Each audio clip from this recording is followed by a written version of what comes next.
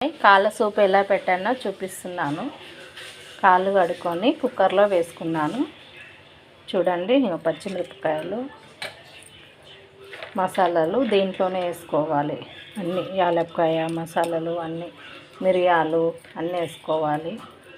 అల్లము, కళ్యామకుంట, కొత్తిమీర ఉంటే కొత్తిమీర అన్నీ దీంట్లోనే వేసుకోవాలి. కొంచెం పసుపు కూడా వేసుకోవాలి. తర్వాత కొంచెం ఆయిల్ వేసుకొని దీంట్లోనే కొన్ని వాటర్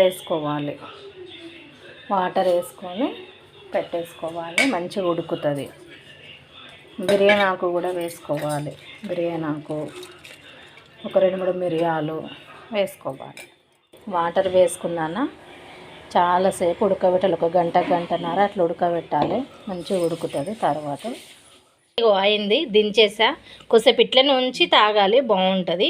కాళ్ళ సూపు సాల్ట్ వేసుకున్నాను, మిరియాల పౌడరు అన్నీ వేసుకున్నా, చాలా బాగుంటుంది. ఓకేనండి, చూడండి కాళ్ళ సూపు.